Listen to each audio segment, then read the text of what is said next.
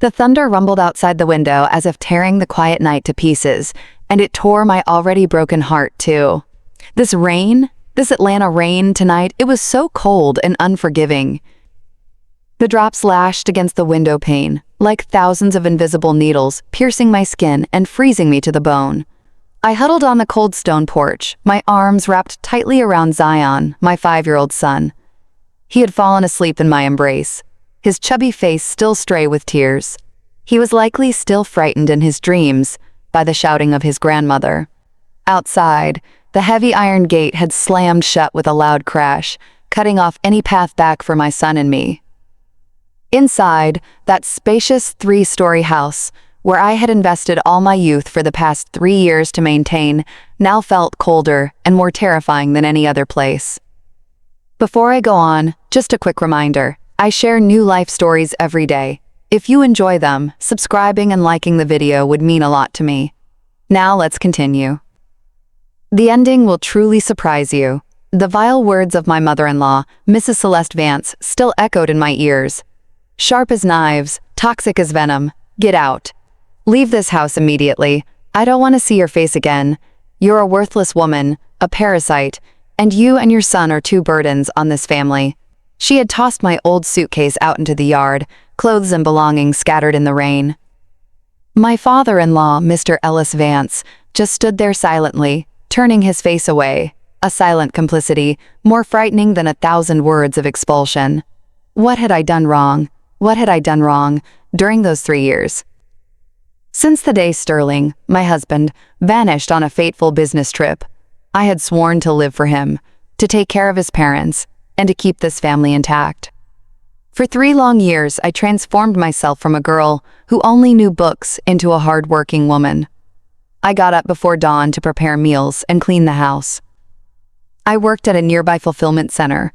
My meager paycheck went entirely to my mother-in-law every single month. I didn't dare keep even 1 cent for myself. I humbly endured every harshness, every piece of criticism from her. She found fault with my cooking, so I tried harder to make her favorite dishes. She called me provincial and unfashionable, so I wore my few old clothes over and over. She mocked me for only giving her 1 grandson and having no more children afterward. All I could do was lower my head, stay silent, and swallow my tears. I thought that as long as I tried, as long as I was sincere, they would one day understand and love us, my son and me. But I was mistaken. I was too naive to believe in humanity, in a place where money and selfishness triumphed. The memory of Sterling came rushing back painfully. I remembered how this house used to be a home when he was still here. He was a gentle, warm husband. He always defended me against his mother's complaints. He often said, "Mama, don't be too hard on her. Amara is still young. You can teach her slowly." He was also a loyal son. Every dollar he earned, he gave to his mother to manage, keeping only a little to take me out for my favorite snacks. He said he worked hard so that his parents and I could have a good life. But then came that fateful day. He had to go on a last-minute business trip to Chicago. That morning he hugged me and little Zion, kissed our foreheads and said, "Daddy's only going to be gone for a few days. Be good, you two." Who would have thought that would be the last time I would hear his voice and feel his warmth? His flight suffered an incident and disappeared without a trace over Lake Michigan. No wreckage, no sign of life. He simply vanished from my life, leaving behind an emptiness that nothing could fill. Since that day, my life turned into hell. My mother-in-law, whom I once respected, suddenly became a different person. She didn't show the slightest spark of compassion for the daughter-in-law who had lost her husband. In her eyes, Zion and I were just 2 thorns, 2 burdens she had to bear. She blamed me for everything. She said I was a jinx who had killed her son. She chastised me as a freeloader, even though I was the one working my back raw to support the family. And tonight, just because little Zion had accidentally broken her beloved porcelain vase, that was the final straw. She used that opportunity to throw my son and me onto the street in a stormy night without a single dollar. With my son in my arms, I stumbled aimlessly through the rain. The heavy suitcase I dragged over the wet asphalt sounded so miserable. My tears mixed with the rain, salty and icy cold. Where was I supposed to go now? Back to my parents? My parents were old and frail, living in a poor rural town, deep in Mississippi. I couldn't go back and become a burden to them. I kept running like a lost soul. When my feet were sore, I stopped in front of the downtown Atlanta bus terminal. The yellowish neon light of the station illuminated tired faces, failed lives similar to mine.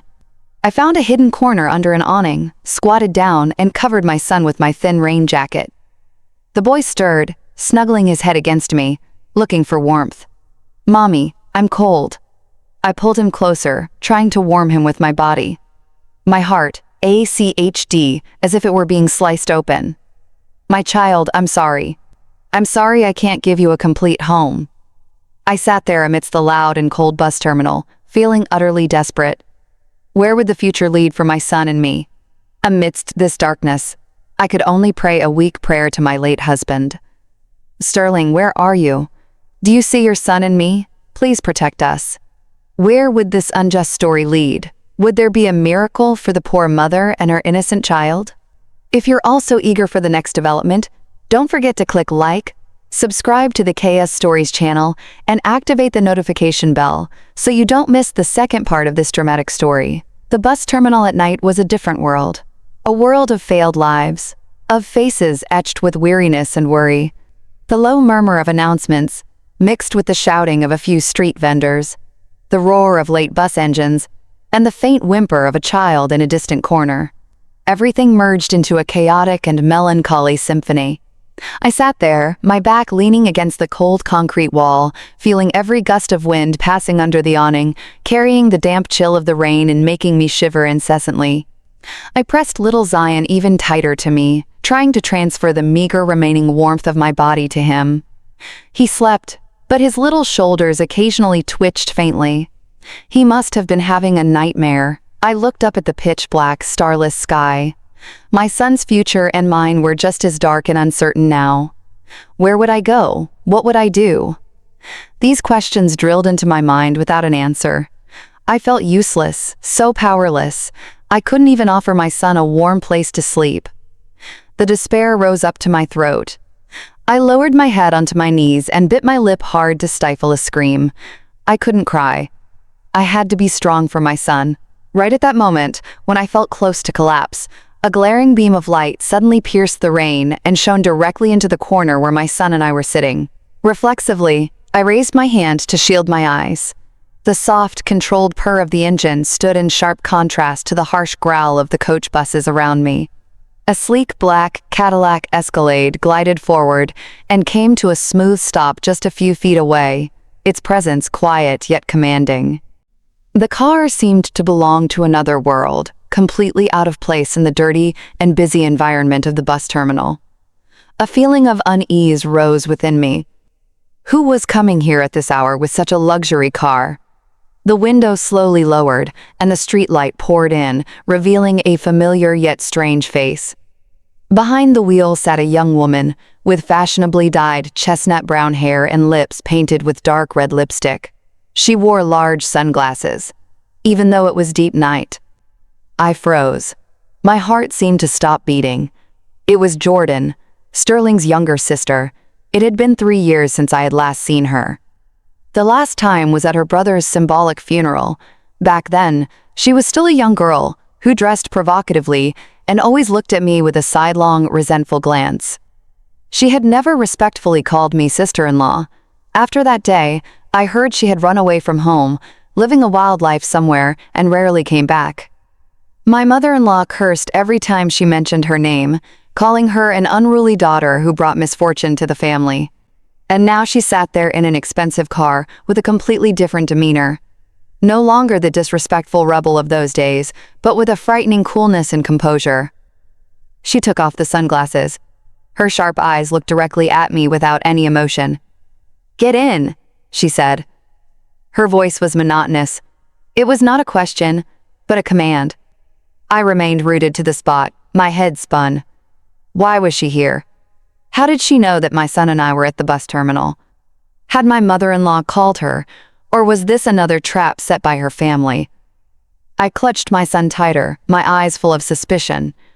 What are you doing here? Jordan didn't answer my question. She just repeated it, her voice sounding a little more impatient now. I said, "Get in. Do you want your son to freeze to death here?" Her words hit my greatest fear at that moment. I looked down at little Zion, whose face was slightly pale from the cold. I couldn't let my son suffer anymore, but was it safe to follow her? As if she had read my thoughts, Jordan sighed, a sigh that contained both weariness and impatience. "You don't have to be afraid.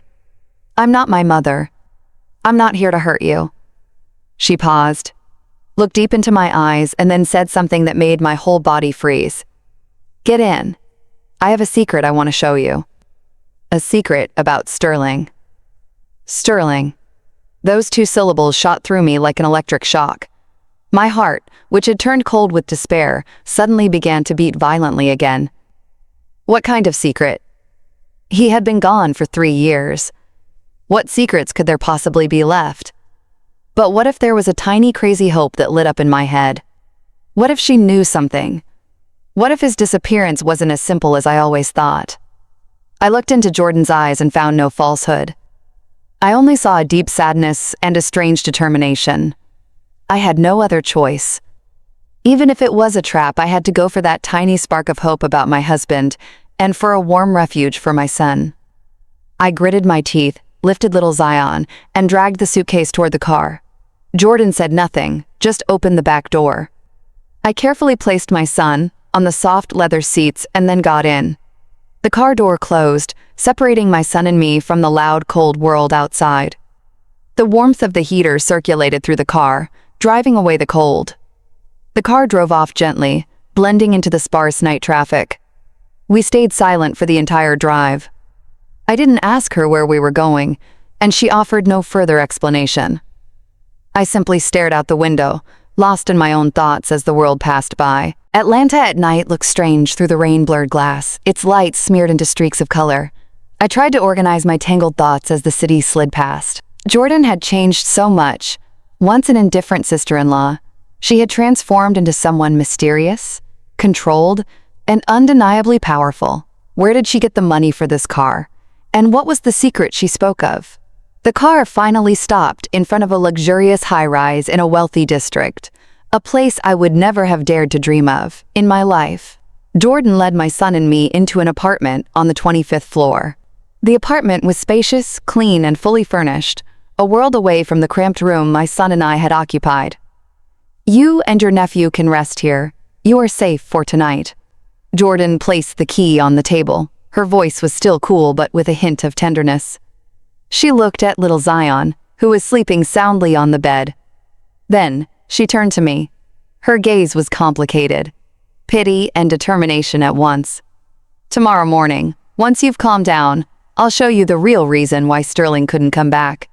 The luxury apartment sank into silence, with only the gentle hum of the air conditioning to be heard. I sat on the soft leather sofa, my eyes fixed on the large window that offered a view of Atlanta, which was slowly waking up after a rainy night.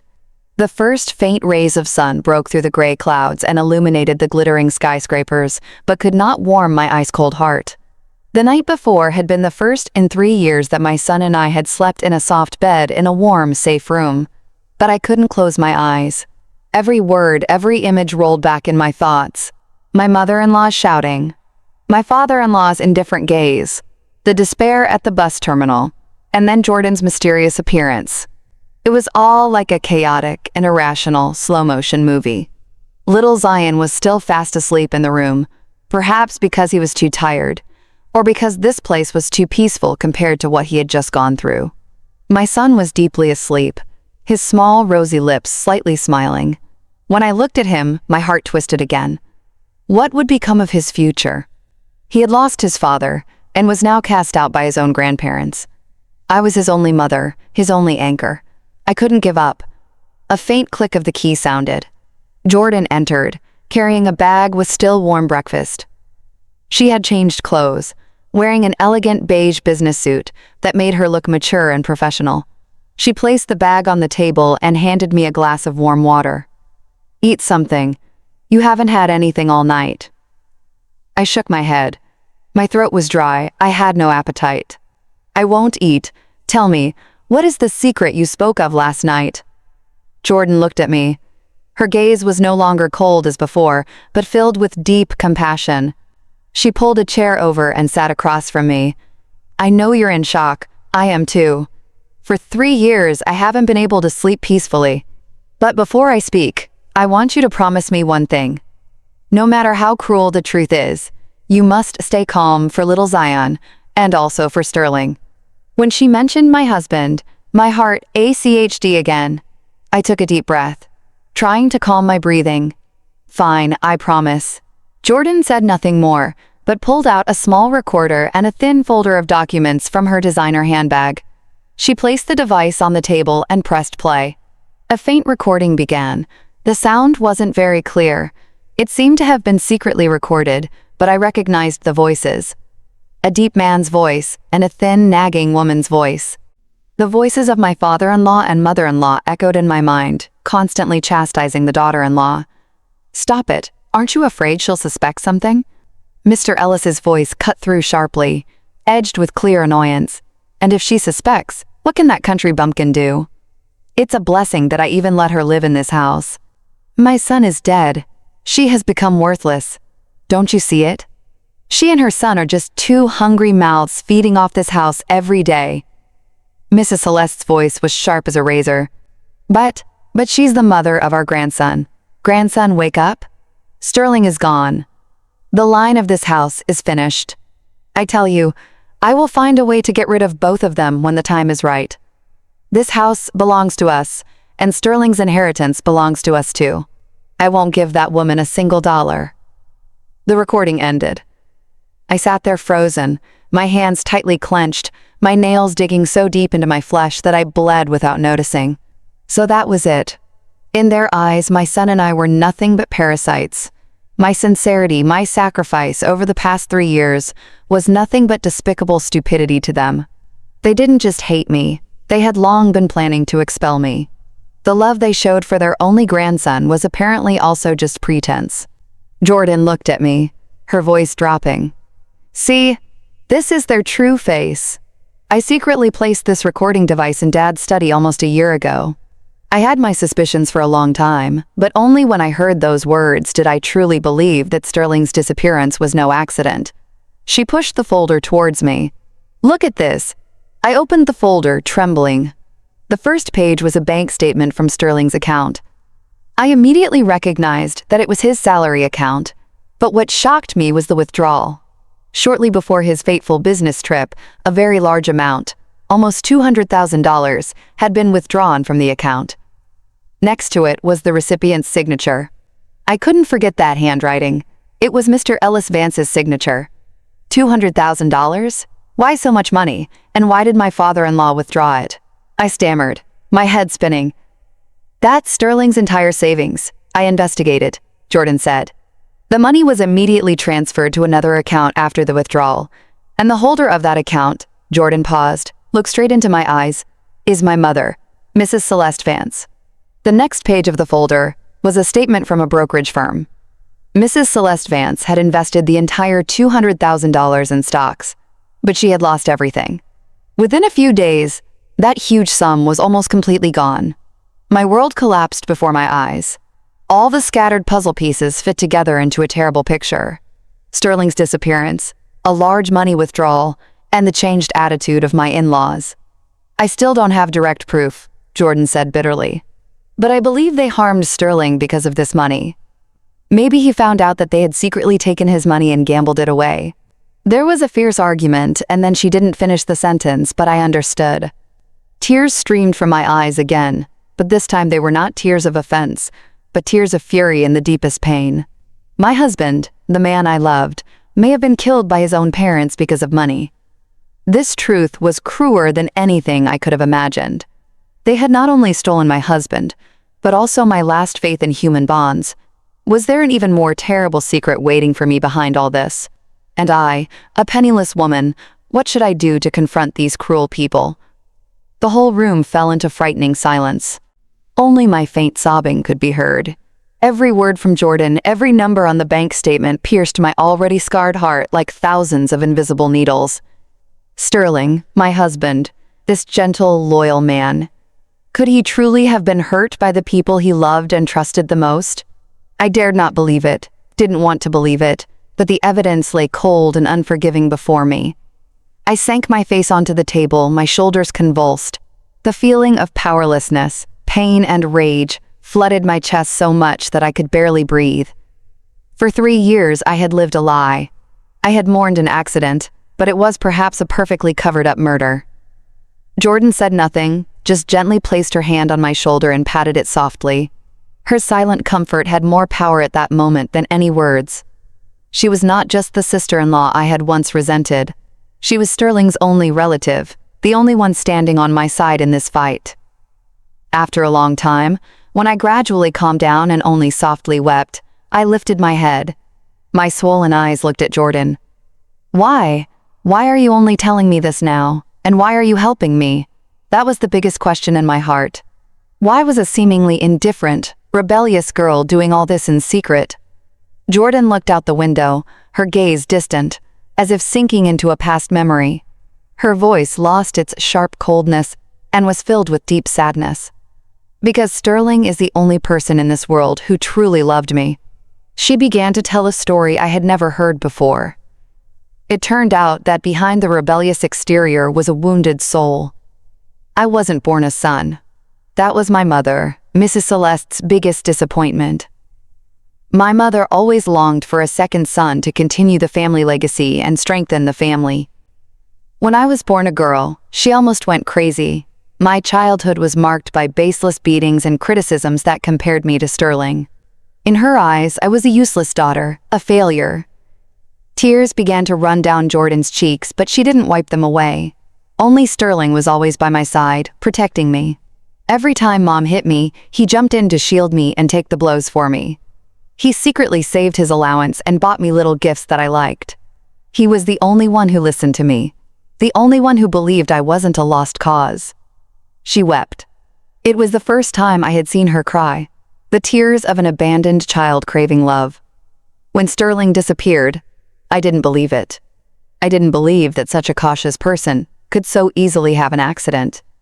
I started watching my parents' behavior. Instead of grief, I only saw fear, worry, and a strange sense of relief. That's when I knew something was wrong. So that was it. The love for her deceased brother was Jordan's motivation for doing all this. She wasn't an indifferent girl. She only used her rough exterior to hide her vulnerable heart. A feeling of compassion and a little respect flowed through me. So, what have you been doing for the past 3 years? I ran away from home. Jordan wiped away her tears. I couldn't live in a house where I suspected my own parents of murder. I took all kinds of jobs, from serving in a bar to working as a saleswoman. With the money I earned, I hired a private investigator to secretly conduct inquiries.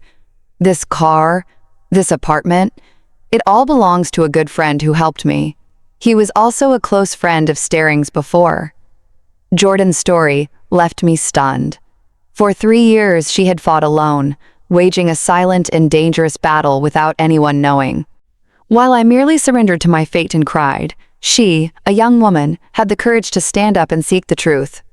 "What do we do now?" I asked. My voice was no longer weak as before. The look I gave Jordan was full of determination. We can't let them get away with this. The flame of hatred and the yearning for justice for my husband blazed wildly within me. Weakness and fear had given way to an iron will. I was no longer the provincial enduring Amara of yesterday.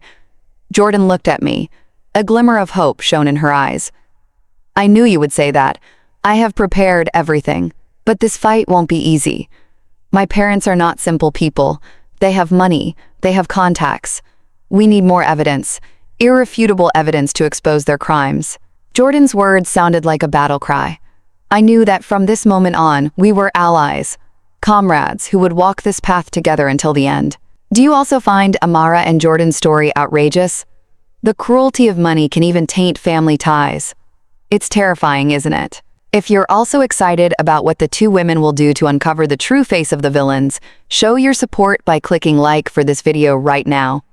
Every like is a huge motivation for us to tell this dramatic story completely to the end. Sterling, Jordan continued thoughtfully. He was a very cautious person. I believe that before anything happened, he surely left a clue. Something only his closest confidants could find. Her words were like a key, opening a forgotten compartment in my memory. I suddenly remembered that about a week before his business trip, he had given me a small, finely carved wooden box. He said it was a memory box for the two of us. He instructed me to hide it well and said something very strange. If I can't return one day, open it. Everything you need to know is inside. Back then, I thought he was just joking and scolded him not to talk like that. I had hidden the box deep in my closet under the old suitcase and had almost forgotten its existence. Could the decisive clue really lie in this old box, and what shocking secret did it hold inside? The wooden box, the blurred memory, suddenly became strangely clear, like a lightning bolt streaking through the dark sky of my mind. Sterling's words that day, the look in his eyes when he gave me the box, all of it suddenly took on a completely different meaning. It was not a casual joke. It was a final will, a preparation for the worst. My heart began to beat frantically, excited and terrified at once. The box? Yes, there is a wooden box, I cried excitedly. My voice trembled. I quickly told Jordan about the memory box and Sterling's strange hint. When I finished, Jordan's eyes lit up. Where is it? Where is that box, Amara? It's still in that house, I answered quietly. I hid it under the old suitcase in the closet in our bedroom. My answer was like a punch to the face of the hope that had just been ignited. That house. It was the lion's den now. I had been expelled. How was I supposed to go back to retrieve the box? Besides, after 3 years, was it still there? Or had Mrs. Celeste accidentally thrown it away while cleaning up? Jordan recognized the problem. She frowned, pacing back and forth in the room. Her face was thoughtful. No, that won't work. We have to get it back. I'm sure everything is inside. But how are we supposed to get into the house now? We sat in silence, both of us lost in thought. Breaking in was far too dangerous. During the day, Mrs. Celeste and Mr. Ellis were almost always home, and at night the street was never truly deserted. Even the slightest noise could expose us. Should every hope end right before that cold iron gate? Or, I began hesitantly, a bold thought having just entered my mind. Or, I go back. Are you crazy? Jordan cried, turning to me. If you go back, it's like putting yourself in the trap. My mother is furious because she can't find you. If you go back, she won't leave you alone, precisely because she is furious. That is our chance, I said. My voice was calmer and more determined. She threw me out because she hates me, but deep down she still despises me. She thinks I'm a dumb goose who is easy to exploit. I will go back, not to resist, but to plead for forgiveness. Jordan looked at me, astonished, not yet understanding my intention. I explained my plan further. I will play the role of the repentant wife, the poor daughter-in-law who has recognized her mistake. I will cry and beg her to take me back. I will say, I can't live without the family. I can't raise my child alone. I will say that I've seen the error of my ways. From now on, I will blindly obey her. Given her arrogant and controlling nature, she will surely soften. She won't miss the opportunity to continue tormenting and humiliating me. She will take me back, but in the role of an unpaid maid. After hearing my plan, Jordan was silent for a while. There was worry in her eyes, but also admiration. Amara, are you sure? This is too dangerous. What if she doesn't believe you? There is no other way, I said firmly. This is the only way we can legally return to that house. I will find the opportunity to retrieve the box. As soon as we have it in our hands, we will disappear immediately. I just have to act for a few days. I can do this. My determination in my eyes seemed to convince Jordan. She nodded, albeit full of worry. All right. If you've decided, I will support you, but you must promise me to be extremely careful, to always have your cell phone with you, and to have the recording function ready. If anything goes wrong, you must inform me immediately. With that, the plan was decided. The next morning, I put on my oldest faded clothes. I deliberately didn't comb my hair so that it looked somewhat disheveled. I also used a little makeup to make my face look haggarded and more exhausted. I instructed Jordan to take care of little Zion and to tell him that Mommy had to go away for a few days and then would come back. As I looked at my sleeping son, my heart clenched. My child, wait for me. I'm going to get justice for your father, and then I'll be back. I took a taxi back to the familiar street. As I stood in front of the iron gate of the house that had once belonged to me, my heart was full of conflicting emotions. I took a deep breath, suppressed my hatred and contempt, and put on my saddest and most miserable face. I raised my trembling hand and gently knocked on the gate. "Who is it?" Mrs. Celeste's voice rang out from the house, harsh and annoyed. I didn't answer, but kept knocking. The knocking became fainter and fainter. After a while, the gate opened. Mrs. Celeste froze when she saw me and frowned. "You! What are you doing here?" I said nothing, just sank to my knees, right in front of her onto the cement ground that was still damp from the night's rain. Then, I burst into tears. The tears of regret and pain I had practiced all night finally spilled out. "Mama, I'm sorry. Mama, please forgive me." Mrs. Celeste was stunned by my sudden display. She had probably never imagined that the daughter-in-law she had just thrown out would return so quickly, begging at her feet like a lost dog. Her face relaxed. The surprise quickly gave way to a triumphant smile, the smile of a superior looking down at an inferior. "So you've realized it? I thought you were stubborn. You couldn't survive out there and came back here to cling on, huh?" "Yes. I beg you, Mama. Without you, without the family, I don't know how I could live. Please give me a chance to survive." I continued to sob, lowering my head to the ground. My performance seemed to work. Mrs. Celeste was no longer so aggressive. Her voice instead took on a condescending tone. "All right, stand up. You can come back. But from now on, you must know your place and listen to me in everything. No back talk. Can you do that?"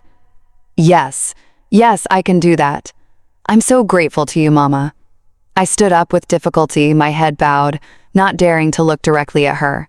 I knew that the gates of hell had opened for me again, but this time I entered not as a victim, but as a warrior, secretly waiting for the moment to strike the decisive blow. Would I find the mysterious box, and would my sneaky mother-in-law make it easy for me to achieve my goal? The door closed behind me, and I was officially back in the place I had sworn not to enter again just 2 days ago. The atmosphere in the house was still oppressive and cold, perhaps even more stifling.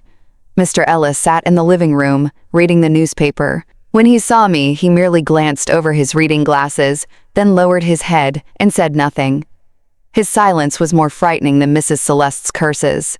It showed that contempt and resentment for me were deeply entrenched in this man's bones. "What are you standing around for? Don't you see how messy the house is? Start cleaning up." Mrs. Celeste's voice rang out again. She returned to her usual commanding tone.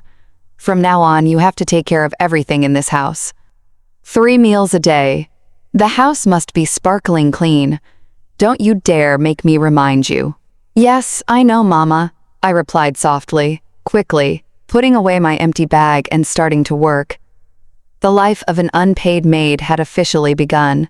Mrs. Celeste seemed intent on fully exploiting my repentance. She made me work from early morning until late at night, cleaning, washing, cooking. I had no break. She intentionally created messes for me to clean up, and deliberately criticized my cooking to humiliate me in front of Mr. Ellis. I gritted my teeth and endured everything. Every swear word, every contemptuous look from them was etched into my mind and became my motivation to quickly find the truth. My only goal now was the wooden box, but reaching it was harder than I had imagined. My husband in my bedroom, the only private space I had, was now occupied by Mrs. Celeste. She said her downstairs room was too damp. She wanted to move upstairs where it was fresher. I knew it was just an excuse. She wanted to take over my space, to erase every trace of me from this house. More importantly, she wanted to control me. I was not allowed to enter that room without her permission. Every time I walked past the closed bedroom door, my heart burned. The box, the only clue, was in there. Only a wall away from me, but unreachable. How was I supposed to get in now? I couldn't act recklessly. The slightest mistake would instantly make Mrs. Celeste suspicious, and my plan would fail. I had to be patient and wait for the right moment. I continued to play the role of the poor, understanding daughter-in-law, working harder, enduring more, and never once allowing myself to complain. Even when Mrs. Celeste intentionally spilled a bowl of hot soup over my feet, I bit my teeth, endured the pain, and hurriedly apologized to her for standing in the way. My almost subservient endurance seemed to convince her completely. She began to lower her guard. The opportunity finally arose on a Saturday afternoon, about 3 days after I had returned. That day, Mrs. Celeste had an important meeting with her superficial friends. She got dressed up, instructed me to take good care of the house, and left in the early afternoon. Mr. Ellis, as usual, had gone to the country club early. The large house now belonged to me alone. My heart pounded violently. Now was the moment.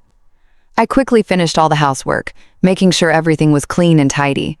Then I crept to the second floor, heading toward the familiar bedroom. In front of the door, I took a deep breath to calm myself. Mrs. Celeste had locked the door. I had expected that. I pulled a thin metal hairpin from my apron pocket. That was a technique I had learned from old crime shows. I never thought I would need it in this situation. Carefully, I inserted the hairpin into the keyhole. My hand trembled. The sound of the metal was deafening in the silence. I held my breath and listened. After some fumbling, a faint click sounded. The door was open. I was overjoyed, quickly slipped inside and pulled the door shut behind me. The room hadn't changed much. Only almost all my things had been removed and replaced by Mrs. Celeste's belongings. The cheap perfume smell of hers hung heavily in the air. I didn't have much time. I went straight to the old particle board closet where I had hidden the suitcase. I opened the closet. My heart sank. The suitcase was not there. Horrified, I searched the entire closet. Nothing. I looked around the room but couldn't find it. Had she thrown it away? Disappointment and fear overwhelmed me. If I lost the box, all my efforts and Jordan's efforts would have been in vain. Every hope of finding the truth about Sterling would be shattered. I was about to cry, but my reason told me to stay calm. Mrs. Celeste was a greedy woman. A suitcase, even if it was old, was still good. She wouldn't just throw it away. She must have hidden it somewhere. I started searching the entire room, under the bed, behind the curtains, but nothing. Time was running out. The hands of the clock were moving toward 4 p.m. Mrs. Celeste would be back soon. I panicked. Just at that moment, my gaze fell on the top of the closet. There was a small gap between the top of the closet and the ceiling, and there, covered by a thick layer of dust, lay my old suitcase. I felt like a treasure hunter. I quickly pulled a chair over, climbed up, and laboriously pulled the heavy suitcase down. It was heavier than I thought. I laid it on the bed and opened it, trembling. My old clothes were still inside. I rummaged through everything and finally found the finely carved wooden box wrapped in an old velvet cloth at the bottom. It was still there. With the box in my hand, I felt as if I were holding my husband's whole life. I opened it hastily, but inside there was no notebook, no key. It was empty. Only a yellowed wedding photo of Sterling and me lay inside. I froze. What did that mean? Sterling's instruction, my sacrifice, all just to find an empty box. At that very moment, I heard the familiar hum of Mrs. Celeste's car pulling up at the gate. She was back, and I was trapped inside her locked room, carrying an even bigger secret I had just uncovered.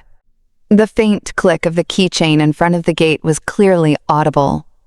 Every sound was sharp as a stab in my strained nerves. Mrs. Celeste was back. My whole body froze. My mind went blank. I was in her room. The suitcase was open on the bed, and in my hand was the empty wooden box. Everything was an irrefutable mess being caught. Those two words flashed in my head, cold and frightening. If she discovered me, everything was over.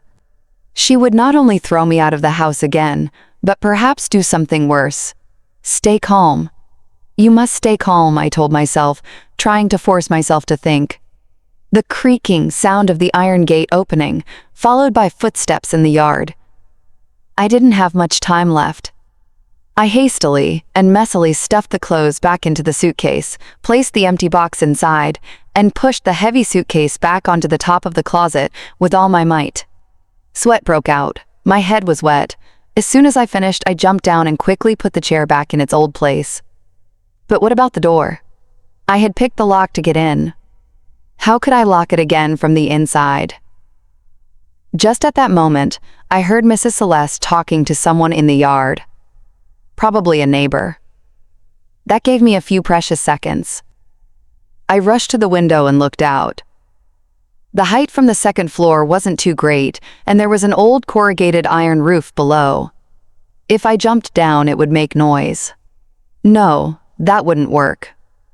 I looked around the room desperately, and then my gaze fell on the wedding photo of Sterling and me, the only photo that was in the box. A crazy but unique thought flashed. I took the photo in my trembling hand and turned it over. The backing cardboard had come loose at one corner.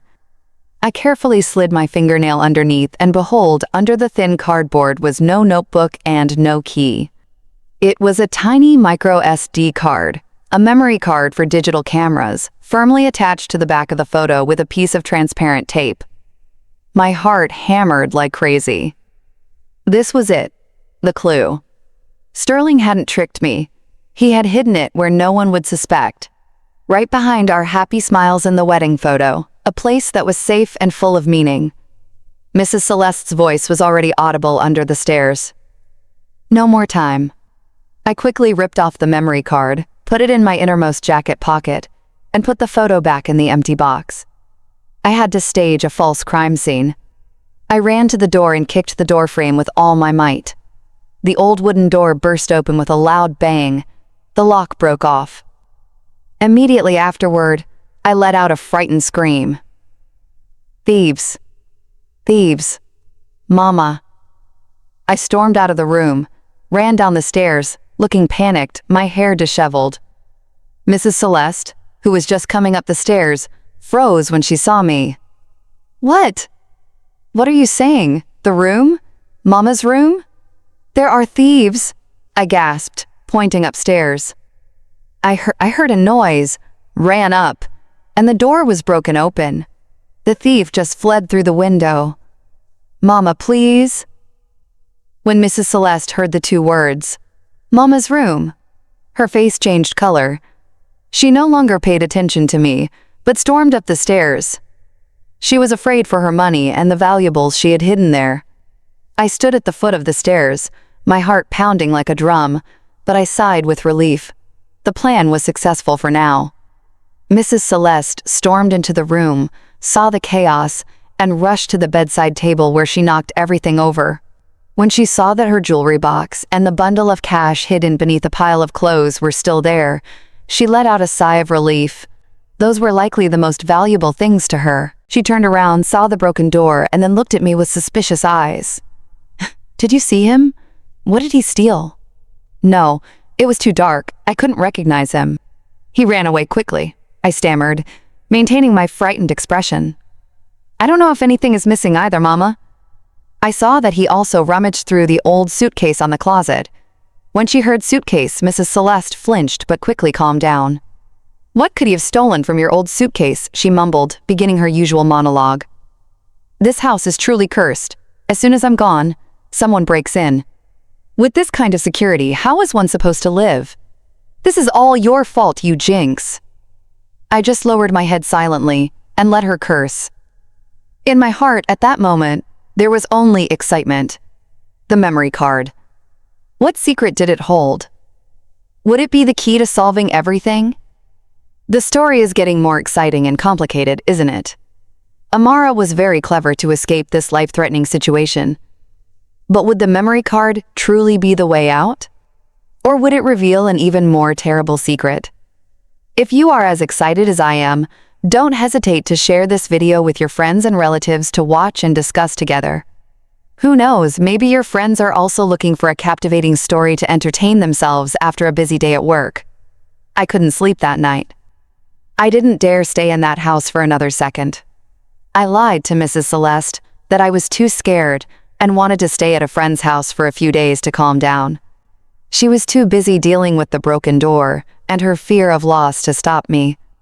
I quickly left with only one goal in mind, to find a place where I could read the contents of the memory card. I took the last bus and traveled to an old student apartment complex where Jordan was already waiting for me. It was a small, simple room, one of the secret bases she had prepared. Jordan was already waiting there with a laptop. "Are you okay?" I was worried. She asked hurriedly when she saw my exhausted appearance. "I'm okay. I made it," I said, trembling, pulling the memory card out of my jacket pocket. "But it's not a notebook or keys. It's this." Jordan took the memory card in her hand. Her eyes were full of surprise and tension. She inserted the card into the laptop. The screen lit up, and only a single folder with the name The Truth appeared. My heart seemed to stop. Jordan's hand trembled as she opened the folder with the mouse. Inside were numerous video files named sequentially, and the first file was recorded exactly 3 days before Sterling's disappearance. Would the terrible truth soon come to light, and did it have to do with my in-laws, or was there another power behind it? The small room suddenly became strangely oppressive. The faint light of the laptop illuminated both our faces, which were taut like a stretched wire. Jordan's index finger trembled, hovering over the mouse, as if she didn't yet dare to face the truth that was about to be revealed. I took a deep breath, trying to calm my racing heartbeat in my chest. "Open it," I said hoarsely. Jordan nodded and decisively clicked on the first video file. The video began without sound, only images. It was a hidden recording from a high angle, probably concealed somewhere in Sterling's study at home. I immediately recognized the familiar room, the wooden table, the bookshelf, and the potted plant I always watered. Sterling sat across from a man I didn't know. He was around my father-in-law's age, dressed elegantly, but there was a slyness in his expression that made me uneasy. They were having a very tense conversation. Sterling repeatedly shook his head. His face was resolute. The other man slammed his hand on the table, pointing his finger at Sterling. His posture was extremely angry. The argument ended. The strange man walked out annoyed. Sterling sat there alone, leaning his head on the desk, his hands clutching his hair. I could feel his extreme exhaustion and powerlessness in his every gesture. The video ended abruptly. "Who is that?" I asked Jordan. My heart was full of confusion. "I don't know," Jordan said, shaking her head. Her face was confused too. I never heard our parents talk about him. We quickly opened the next videos. The subsequent video clips were similar, but Sterling's conversation partners had changed. Sometimes it was a rough-looking man with tattoos, sometimes an elegantly dressed woman. They all met Sterling secretly, and every conversation ended in tension. Sterling seemed to be cornered by an invisible force. And then, we opened the last video. It was recorded only 1 day before his disappearance. This time the man sitting across from Sterling was no stranger. It was Mr. Ellis Vance, my father-in-law. In the video, Mr. Ellis laid a thick folder of documents and a plane ticket on the table. He said something and pushed them towards Sterling. Sterling didn't look at the documents. He just stared at his father. His gaze was full of pain and disappointment. Then he slowly stood up, knocked over his chair, and shouted something that we couldn't hear. His face was red. His hands were clenched into fists. It was the first time I had seen him so angry. Mr. Ellis also jumped up. Father and son stood facing each other. The air was so tense that I could feel it through the screen. Finally, Sterling shook his head desperately and left the study. The door slammed. Mr. Ellis sank onto the chair, holding his head in his hands. The video ended there, leaving a huge void and thousands of unanswered questions in our hearts. It was clear that Sterling's disappearance was not only related to Mrs. Celeste and the gambling debt, but was much more complex and dangerous. My father-in-law, the weak, silent man I thought was harmless, was a crucial link in this entire conspiracy. What had he given Sterling? Where did the plane ticket lead?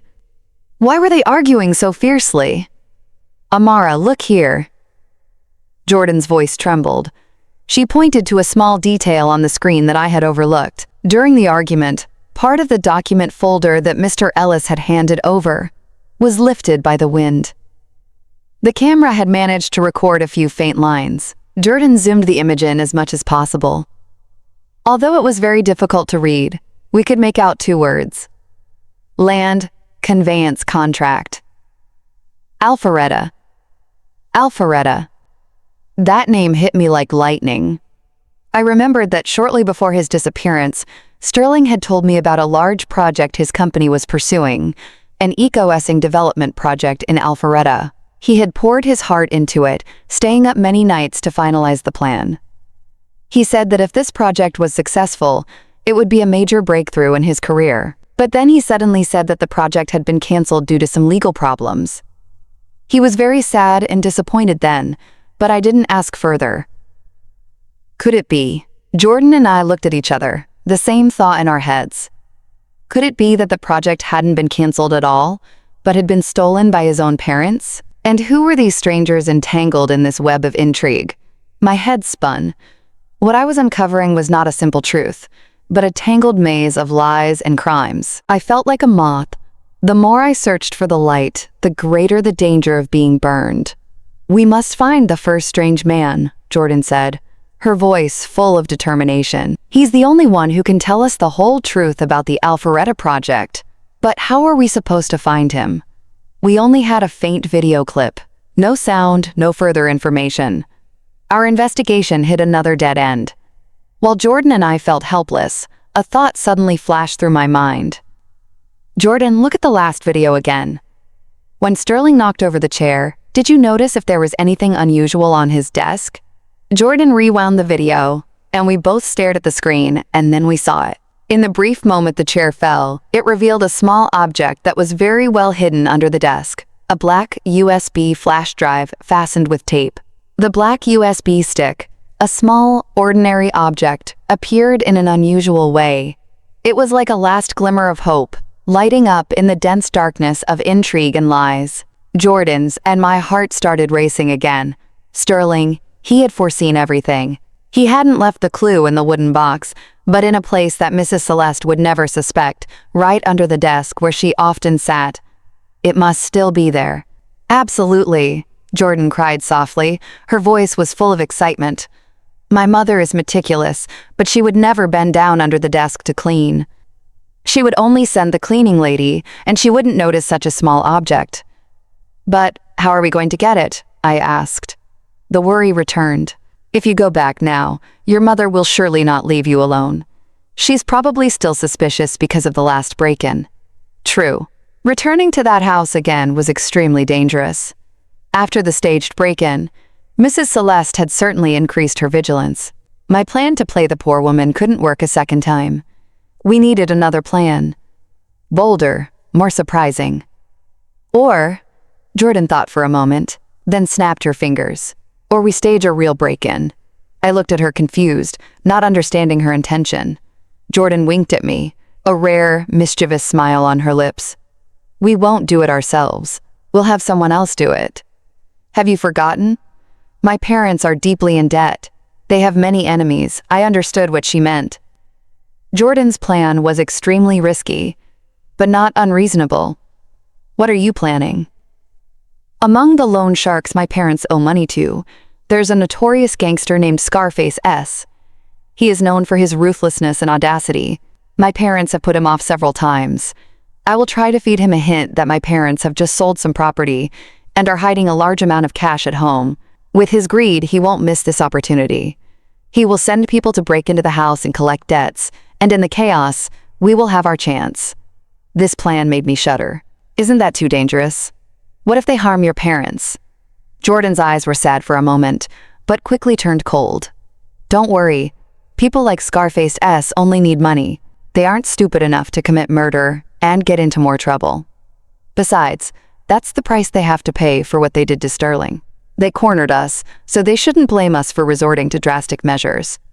Jordan's determination convinced me. I knew that to take on old foxes, we sometimes had to be crueler than them. In the following days, we began to act. Jordan used her contacts in the underworld to feed information to Scarface S. Just as she had said, Scarface S's crew began surveilling my in-laws' house the very next day. Everything was unfolding exactly according to plan. My task was to prepare for our own break-in. I couldn't go alone. I needed someone who could distract and provide backup. And the person I thought of was Sterling's close friend who'd been helping Jordan all this time. His name was Elias Monroe, a talented engineer who was also very quick and brave. After hearing Jordan's entire story, Elias immediately agreed to help. He said he owed Sterling a lifelong debt. Finally, the decisive night came. It was a night without a moon or stars. The whole street was plunged into darkness and silence. According to Jordan's information, Scarface S would strike that night. Around 1 a.m., a small, unmarked van quietly stopped at the end of the alley. Two masked men in black clothing jumped out, quickly climbed over the fence, and disappeared into Mrs. Celeste Vance's yard. "They're inside," Elias whispered through the small walkie-talkie we had prepared. He was sitting in a car on the opposite side of the street, observing every movement. "We are ready," I replied. My heart was pounding wildly. Jordan and I hid in a small alley behind the house, directly under the study window. Only a few minutes later, we heard the loud sound of breaking glass from the front, followed by Mrs. Celeste's panicked screaming, "Thieves! Robbers! Help me!" The plan had begun. Elias immediately called the local police and reported a robbery. At the same time, Jordan called Mrs. Celeste's landline with another cell phone. Mrs. Celeste, who was panicking, answered the phone, hoping someone was calling to help. "Hello? Help me. Shut your mouth, old woman." Jordan's voice, which was modified by a voice changer software, sounded threatening. "I'm from Scarface S. Your husband owes us money. We came today to get our money back. If you scream again, I'll let you meet your son." When Mrs. Celeste heard the two words, "Your son," she fell silent. She stammered fearfully. "How much do you want?" "All the cash and all the valuables in the house. Cooperate, or it will be bad." Jordan growled and hung up. Jordan's distraction maneuver was successful, drawing all the attention of Mrs. Celeste and the robbers to the front. Meanwhile, on the back of the house, I quickly climbed onto the second-floor balcony with a small rope ladder that Elias had prepared. I slipped through the study window, which I had cautiously left slightly ajar. The room was pitch dark, but I knew my way around. I didn't turn on the light, but only used the faint light of my mini flashlight and quickly went to the desk. I knelt down, reached my hand under the desk, and my heart stopped. He was still there. The small, cold USB stick lay in my palm. I was close to tears of joy, but this was not the moment. I had to get out of here immediately. But just as I prepared to climb out, a faint click sounded from the door. Someone was opening the door to the room. The dry click of the lock echoed in the silence, sharp as a stab in my nerve-wracking thoughts. My whole body froze. My breathing seemed to stop. Someone entered the room. I was on the second floor. The only exit was through the window, but climbing out now would be tantamount to confessing to breaking in. And who opened the door? One of the two robbers, or Mr. Ellis? No matter who it was, being discovered at that moment would have meant that everything would fail. In that life-threatening moment, I didn't hesitate for a second. I dove under the desk, curling myself into its most hidden corner. The heavy wooden table, draped with a long cloth that reached the floor, fortunately concealed me completely. I held my breath, heart pounding in the silence. My heart hammered in my chest, and I just begged that the person would not discover me. The door opened slowly. The light from the hallway poured in, revealing a tall silhouette. It wasn't the robbers. It wasn't Mr. Ellis either. It was a completely strange man. Exactly the one who had appeared in the first video, the sly man who had argued with Sterling. Why was he here at this exact moment? He didn't come alone. Behind him was one of Scarface Sal's robbers. "Boss, everything is going according to plan," the robber said as he closed the door. His voice was respectful. "The old woman is scared to death and is showing us where she hid the money under the sink." "Boss," I froze. This strange man was the mastermind behind everything, not Scarface S. It turned out that Jordan and I had inadvertently poked a bigger hornet's nest than we thought. Our plan to use someone else had been exploited by another and had turned into a game within a game. "Good," said the man who was called the boss. His voice was deep and radiated power and cruelty. "The money is secondary. Did you find what I need?" "Yes, not yet, boss." I searched the old woman's bedroom, but found nothing but money and gold. "Fool! What do I care about her money and gold?" the man snarled. "It must be in this room." Sterling was clever. He hid the evidence somewhere here. Search thoroughly.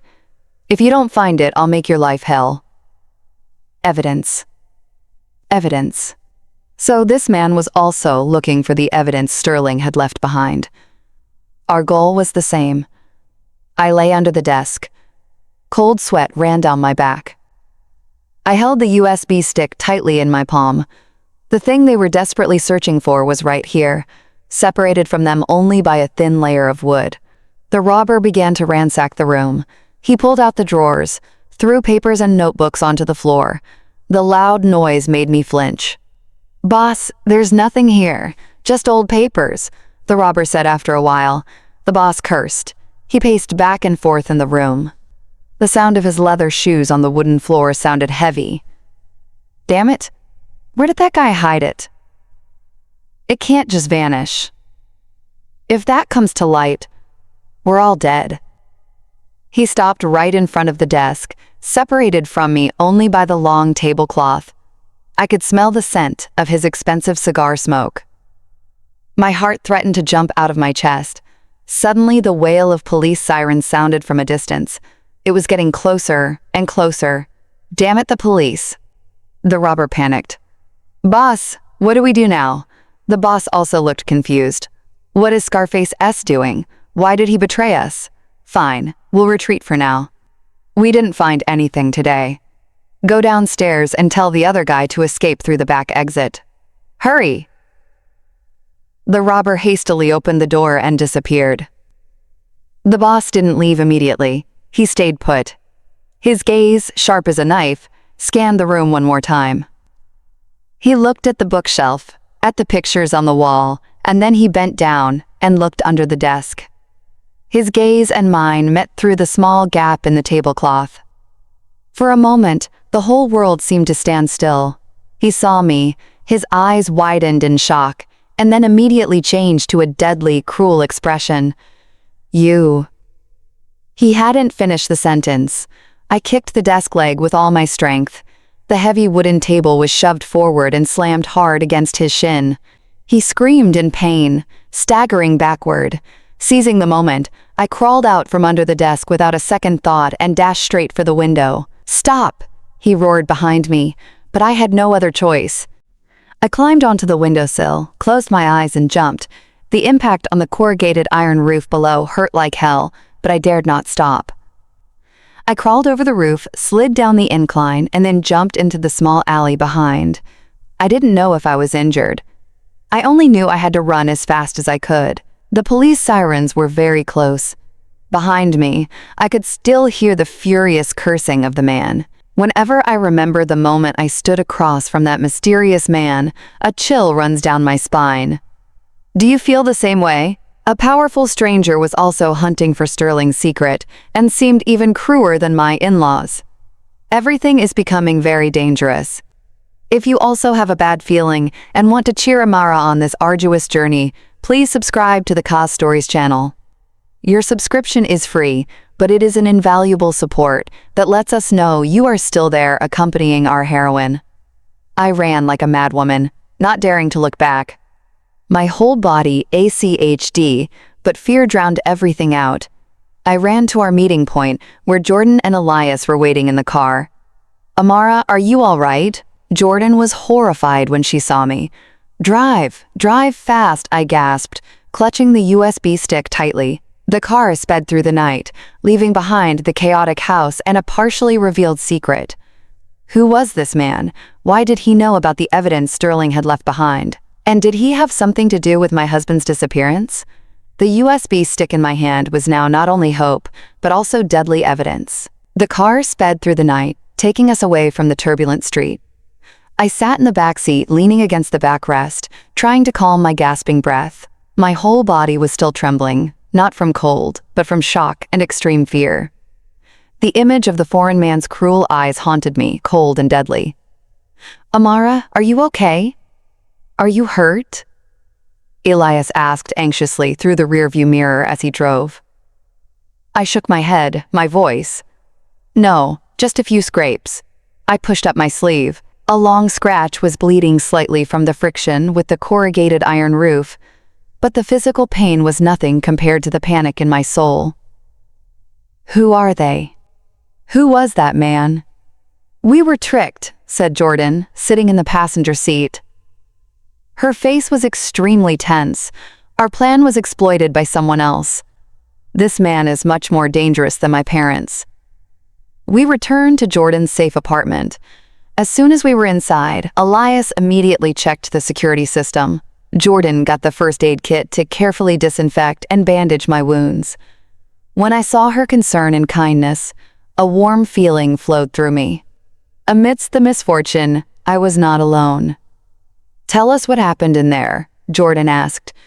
After making sure I was all right, I took a deep breath and told the entire story. From the moment I broke into the study, discovered the empty box and the memory card, to the moment of confrontation with the strange man and my last-minute escape. When I told them how the man ordered the robber to look for evidence, both Elias's and Jordan's faces changed color.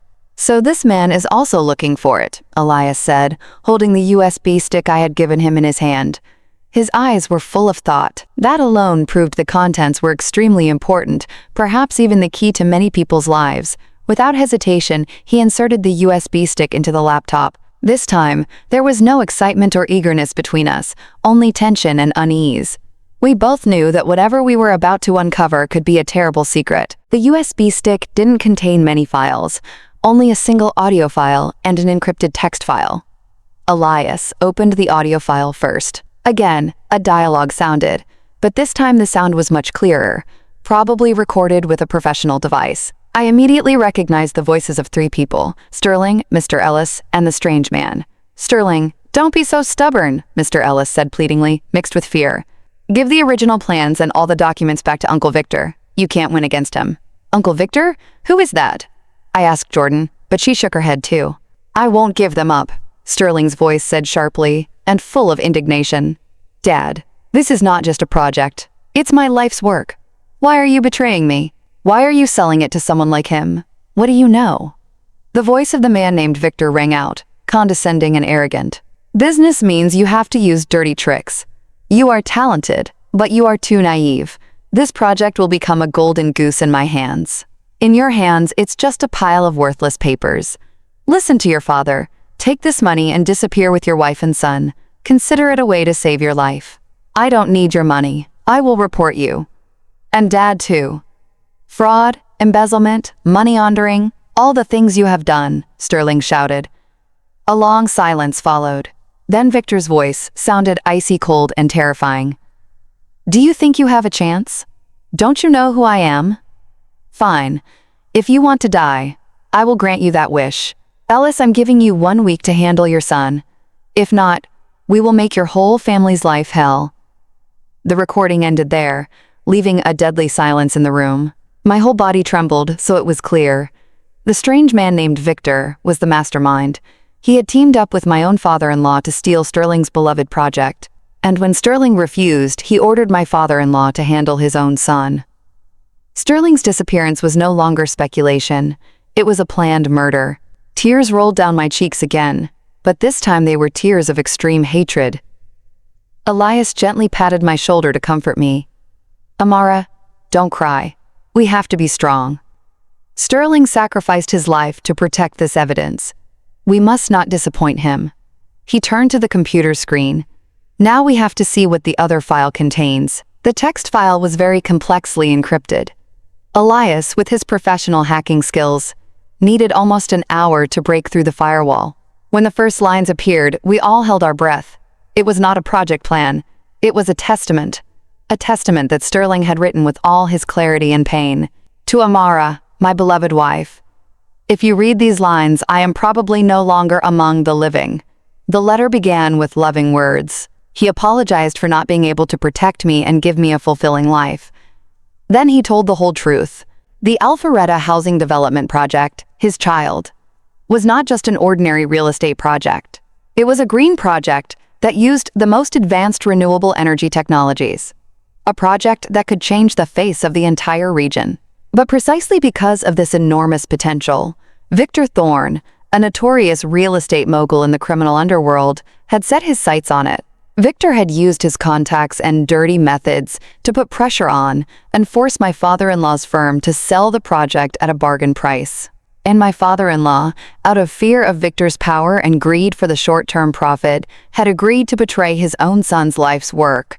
Sterling had found out. He had tried to prevent it and collected evidence about Victor's illegal activities, from money laundering and tax evasion to threats and seizing land from local landowners. He hadn't expected that his father, whom he had always respected, could become so cruel because of money. Sterling's handwriting expressed deep pain. He has chosen to stand on the side of evil. He gave me a plane ticket and a large amount of money, demanding that I leave the country and forget everything. But I can't do that. I can't close my eyes to the crime. I can't leave you alone. I have decided to stay and fight until the end. And at the end of the letter, there was a paragraph that made my whole body freeze. Amara, if something happens to me, trust no one in my family. Not even Jordan. Not even Jordan. The last lines in Sterling's testament hit my strained mind like an invisible sledgehammer. My whole body froze. My breathing seemed to stop. I slowly raised my head, my gaze confused and suspicious, and stared at the young woman sitting right next to me. Jordan, the sister-in-law I had just given my full trust to, the only ally I thought I had. Was she also part of this cruel game? Jordan was no less stunned. She stared at the lines on the laptop screen. Her beautiful face was chalk white. Not a drop of blood was left on it. "No, he can't be serious," she stammered. Her voice trembled. "Sterling, why did he write that? What did I do wrong?" Elias, sitting next to her, was also frozen.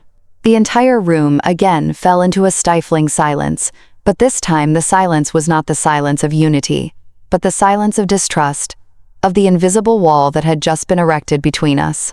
I looked at Jordan, trying to find a sign of falsehood in her eyes, but all I saw was panic, hurt, and extreme pain. She was also shocked, couldn't believe that her brother, whom she loved so much, could distrust her. "I don't know anything. I swear it, Amara." Jordan broke down, weeping. Tears of anger ran down her cheeks. "For 3 years I searched for the truth alone. I hate my parents. I hate Victor. I just want justice for my brother. Why didn't he trust me?" The pain in her voice was too real. It didn't sound like acting, but Sterling's last words, the words of a man facing death, couldn't be a joke either. There must be a reason, a problem that Jordan herself was unaware of. "Please calm down," said Elias, who was the first to regain his composure. He looked at me and then at Jordan. Sterling wrote these lines when he was cornered. Maybe he discovered something that made him distrust everyone. We can't condemn Jordan based on a single sentence. There must be a reason. Elias's words helped me calm down a little. Right. I couldn't panic. The most important thing now was to find the reason for Sterling's warning. "Jordan, try to remember." I tried to keep my voice steady. "Did anything happen between you and Sterling shortly before he disappeared? Or did you unintentionally pass on information to your parents?" Jordan sobbed, trying to rummage through her memories. "No, nothing. Everything between him and me was normal. He even gave me a large amount of money and told me to go on vacation for a while and distract myself not to stay home. He said something unpleasant would soon happen at home. I thought he was just being overcautious." She paused, her eyes widening as if something occurred to her. "Oh yes, one thing happened. About 2 weeks before he left, I lost my cell phone." "You lost your cell phone?" Elias and I asked simultaneously. "Yes." Jordan nodded. Her face was full of regret. "I was at a bar with friends that day and drank a little too much. The next morning when I woke up, my phone was gone. I searched everywhere but couldn't find it. I just thought I had been careless or it had been stolen. I immediately got a new SIM card. A lost cell phone. This detail seemed small, but in this situation, it could be the most important link. "The phone wasn't lost," Elias said. His voice became sharp. "It was stolen, and the thieves were your parents. They read all the messages. They knew Sterling suspected them. They even knew he was collecting evidence. And they also knew that you were the only person he trusted. And that's why," I continued. My throat constricted. That's why Sterling thought you had betrayed him and passed the secret on to your parents. The warning wasn't because he hated her, but because he was so hurt when he thought that even his sister, whom he trusted the most, was on the side of the enemies.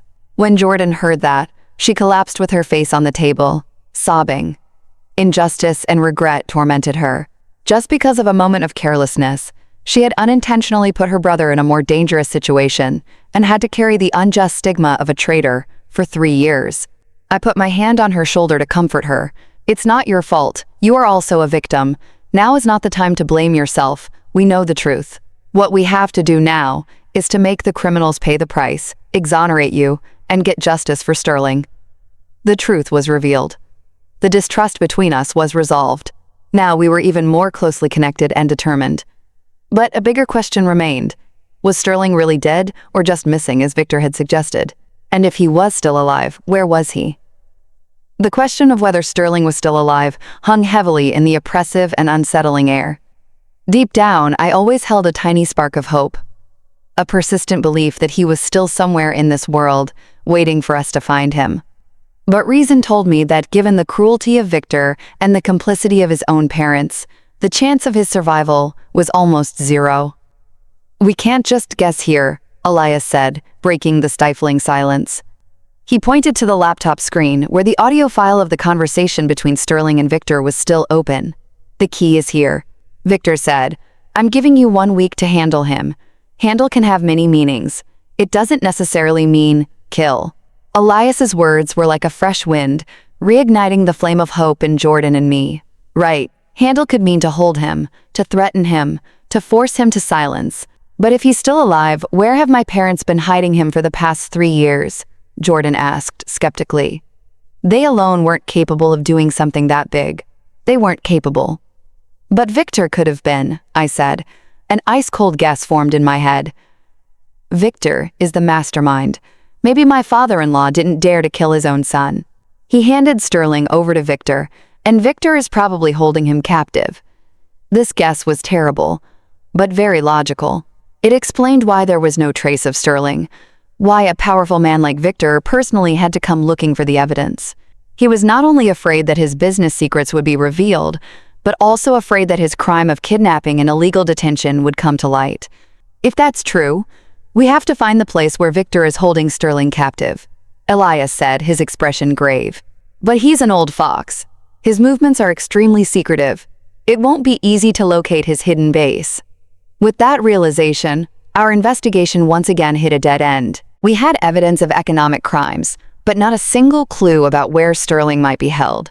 Time passed, and with each day, the hope of finding him diminished. Just at the moment when we felt the most desperate, Jordan received a call. The number belonged to a private clinic in Asheville, North Carolina. Her facial expression changed from surprise to shock. Hello? What? My mother had an accident. She quickly switched to speakerphone. On the other end was the voice of a nurse. Yes. Is this the family of Mrs. Celeste Vance?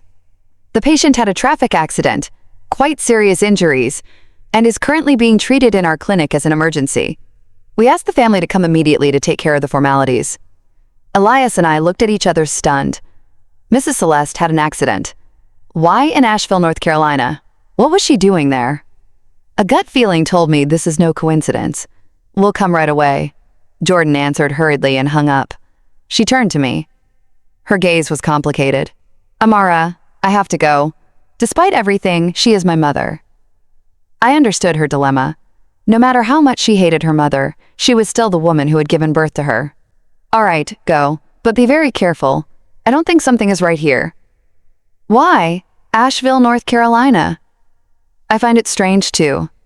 Jordan nodded, but I can't not go. Elias, please stay here with Amara. I'll let you know immediately if there's anything new. With that, she quickly got dressed and left. As I watched her hurried back, a bad feeling rose within me. I felt that Jordan was walking into a trap that had already been set.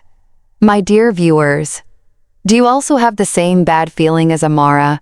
Is Mrs. Celeste's accident a coincidence or another malicious move in this game full of intrigue? Who do you think is behind everything? Try to guess and leave your comment directly under the video.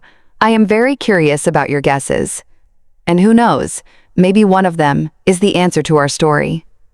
After Jordan left, only Elias and I remained in the room. The worry about Jordan and the dead end in the search for Sterling made the atmosphere very oppressive. Elias tried to comfort me, but he was confused himself. Amara, think again, Elias said, trying to find a new direction. Did Sterling leave you anything else besides this USB stick? A gift? A souvenir? A casual word? I tried to rack my memory. Other than the wooden box, he didn't give me anything special. Ah, wait. About a month before his disappearance, it was my birthday.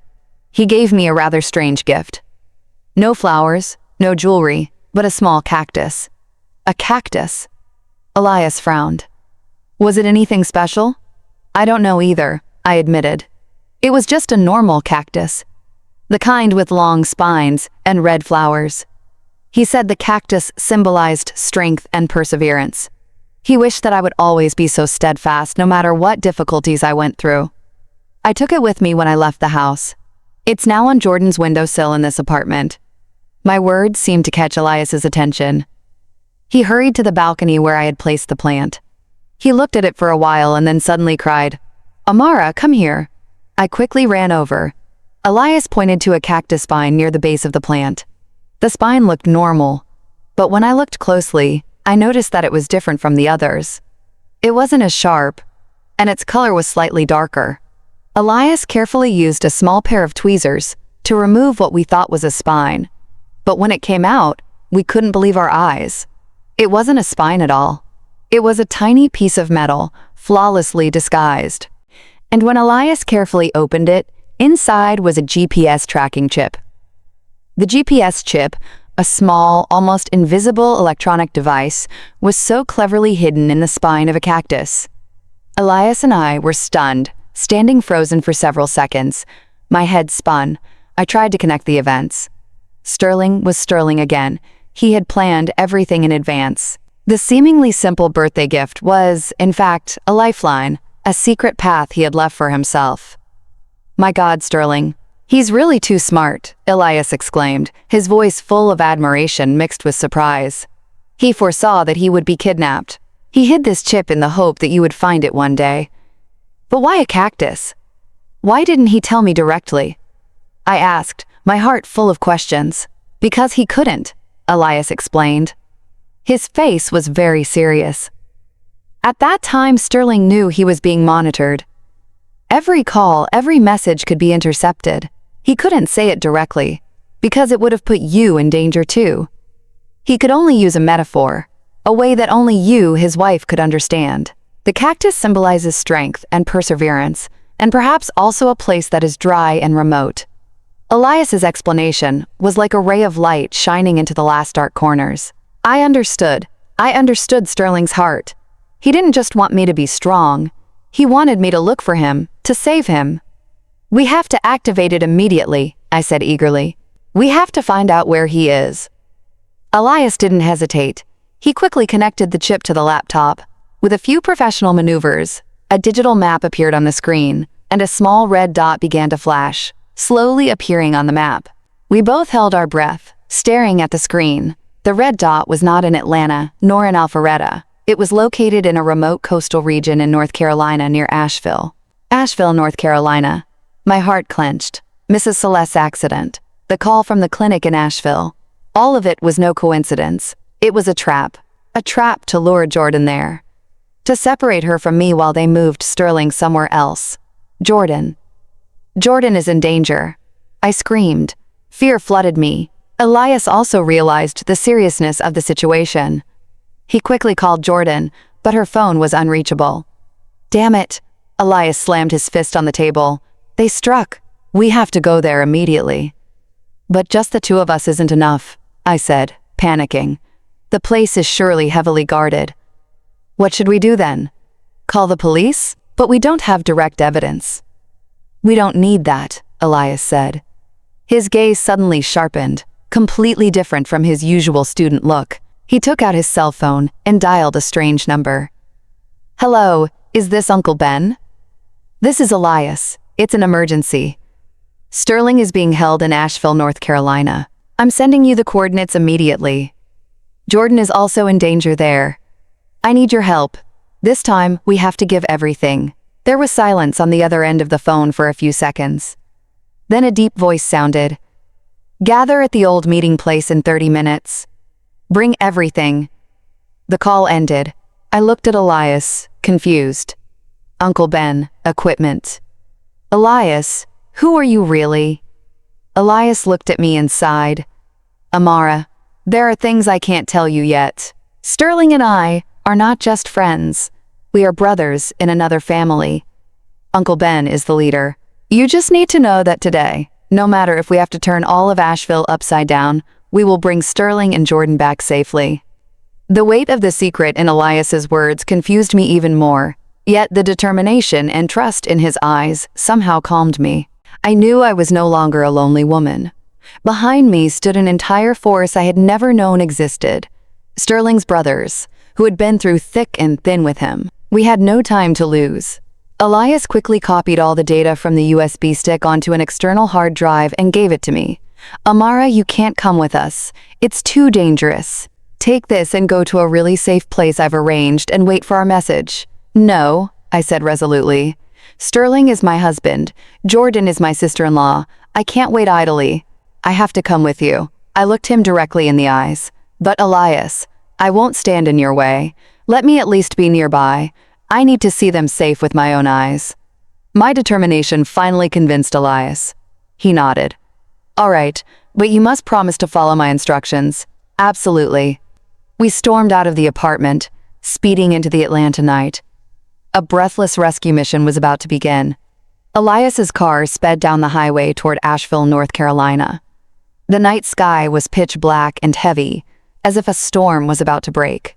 The location where Sterling and Jordan were being held was an abandoned mansion on a cliff overlooking the lake, completely isolated from the residential area. When we arrived, almost a dozen men in black suits with cold faces were already waiting. "Where's Uncle Ben?" Elias asked. The man who looked like the leader shook his head. "Uncle Ben said he had something more important to do. We'll just stick to the plan." The plan was quickly drawn up. They split into 2 assault teams. One team attacked directly to distract. The other, led by Elias, sneaked along the cliff wall at the back to infiltrate. I was instructed to stay in the car and watch through the screen, connected to a drone camera. The attack began. Dry shots with silencers echoed through the night. The camera screen trembled. I held my breath, following every step of Elias's team. They moved professionally and coordinatedly like in an action movie. They quickly neutralized the outer circle and entered the mansion. But just as Elias's team was breaking down the front door, a loud explosion sounded from the basement. The whole mansion shook. "Ashed tea! They're gonna blow everything up!" Elias yelled over the radio. "Everyone in! Find them immediately!" My heart threatened to jump out of my chest. I couldn't stand idly by any longer. I opened the car door and ran toward the smoking mansion. I had to find them. Inside there was chaos. Furniture was scattered. Victor's henchmen lay motionless on the floor. I ran through the rooms, desperately calling the names of my husband and my sister-in-law, Sterling, Jordan. And then, at the end of the corridor, I saw a slightly ajar basement door. Without hesitation, I rushed down the basement stairs. The stairs were dark and damp. When I reached the bottom, a terrible sight met me. Jordan was tied to a pillar, her mouth gagged. Not far away, a emaciated bearded man lay on an old iron bed. Victor stood there, a pistol pointed at the man's head. Next to him stood Mr. Ellis and Mrs. Celeste. "Everyone freeze!" Victor shouted as he saw Elias's team and me rush in. "Take one more step, and your beloved son is dead." Although the man on the bed had changed a lot, I recognized his eyes, his gaze. It was Sterling. He was still alive. "Mom, Dad, why are you here?" Jordan stammered after the gag was removed from her mouth. "You foolish child," Mrs. Celeste hissed. "The accident was just a setup to lure you here. All to get your beloved sister-in-law to hand over the evidence." It turned out that everything had been a trap from the beginning.